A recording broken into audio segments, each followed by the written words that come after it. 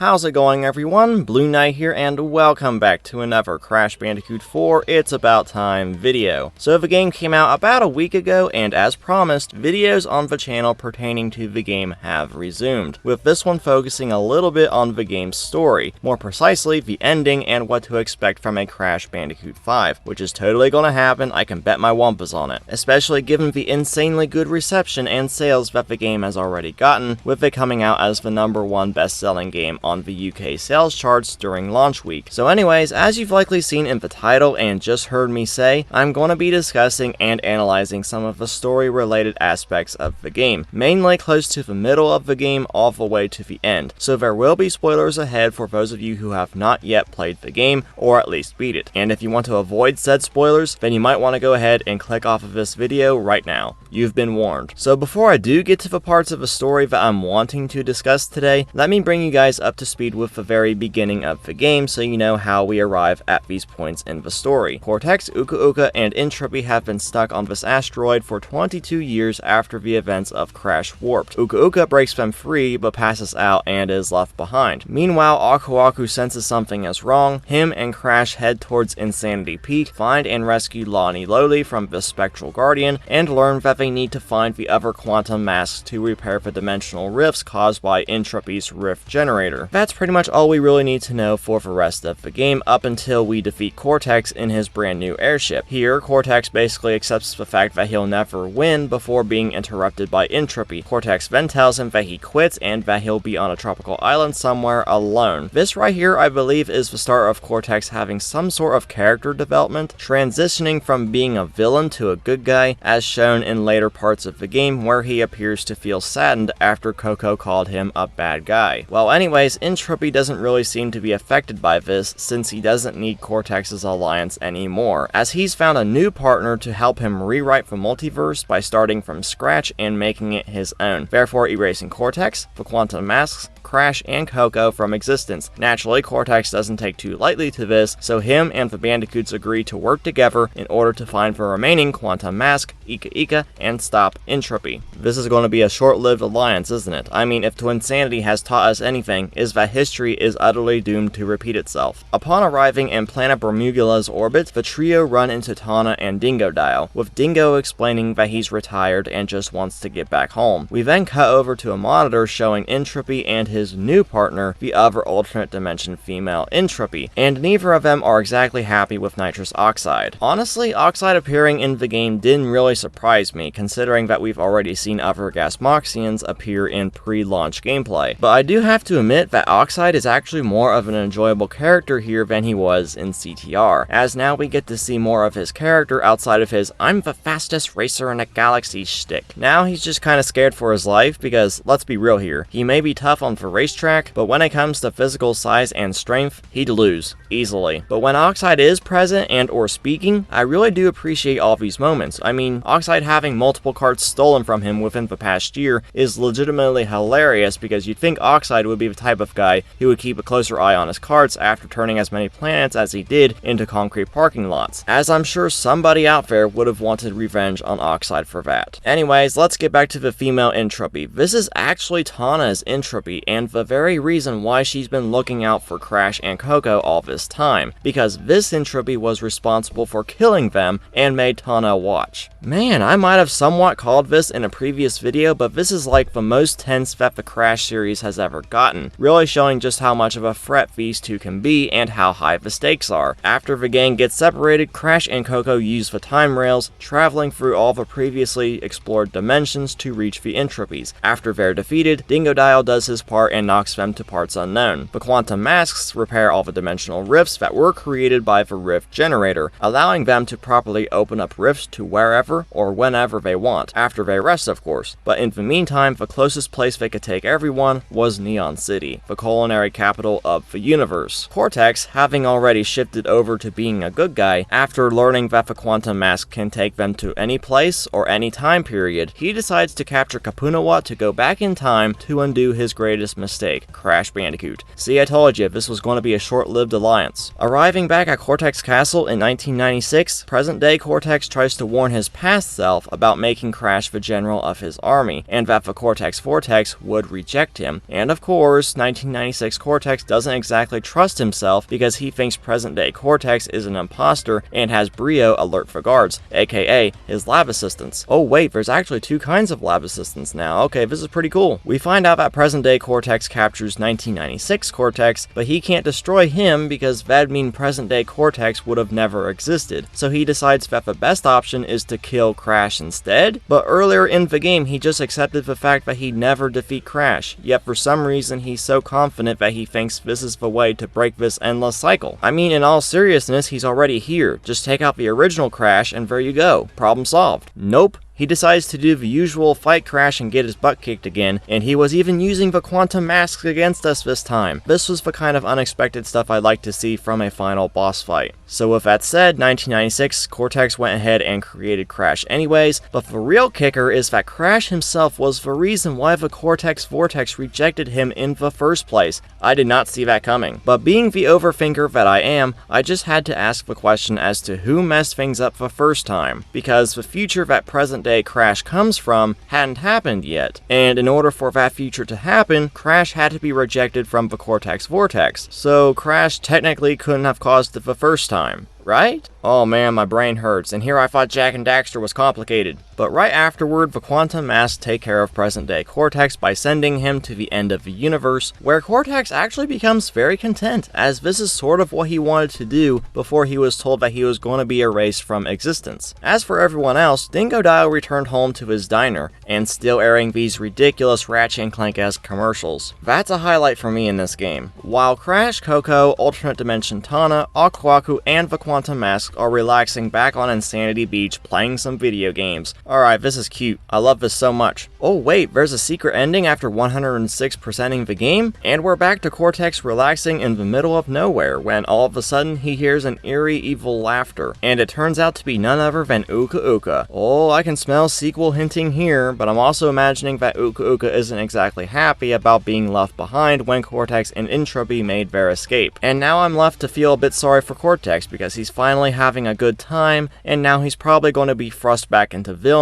despite knowing that the cycle of Crash beating him over and over again will never end. So I can imagine Cortex maybe having some sort of redemption arc in the next game, and that he's just using Uka Uka to get back to his own dimension. But if they go this route, just don't have Cortex betraying Crash and company again, because that might get kinda repetitive, despite how much I like him being the villain. And yeah, that's pretty much the end of the game's story. Oh wait, it's not. Character epilogues are back. Injin abandoned his interest in heavy metal in favor of smooth jazz, with his album, My Heart is a Doomsday Device, being #1 in elevators all over the world. Assumably, he made it back to Crash's dimension before the rifts were all shut. Nitrous Brio was caught and caged after being mistaken for a flying squirrel. Wait, what? He's currently on display at the Art of Taxidermy at Ripperoo's Curious Cabinet of Curiosities. Try saying that 10 times fast. Oh yeah, just in case anyone was wondering, Brio was pretending to work with Cortex just long enough to perfect his potion so that he himself could destroy Cortex, while also referencing his and Cortex's past throughout his levels. Oxide became hooked on caffeine to cure his need for speed. He was hired as a spokesperson for a leading brand of energy drink. He's currently in rehab, and yes, I see Zem and Entrance here too. Cortex's lab assistants renovated Cortex's blimp into a pop-up shop, specializing in healing crystals. So let me get this straight, they can gather up crystals for their own shop, but they can't seem to gather crystals at all in the other games?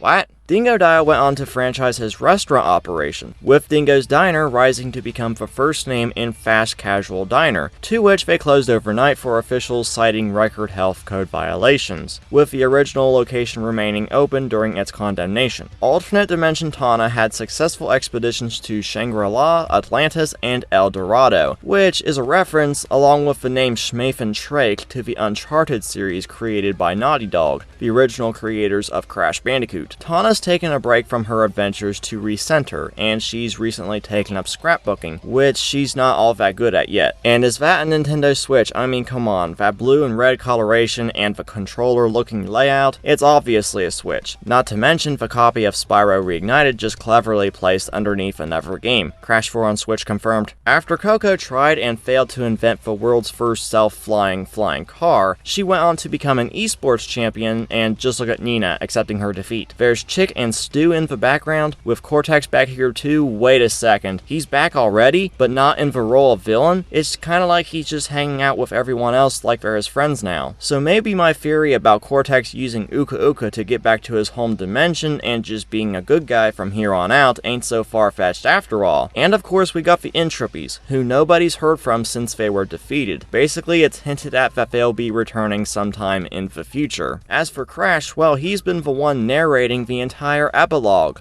Let's just say, I'm doing just fine. Oh. I knew people were complaining about Crash speaking fluid English in Skylanders Academy, but this voice is just kinda jarring, to be honest. I get that this is meant to be sort of a non-canonical joke, while everything else in the epilogue is canon. I mean, come on, Crash ain't gonna speak in the next game, right?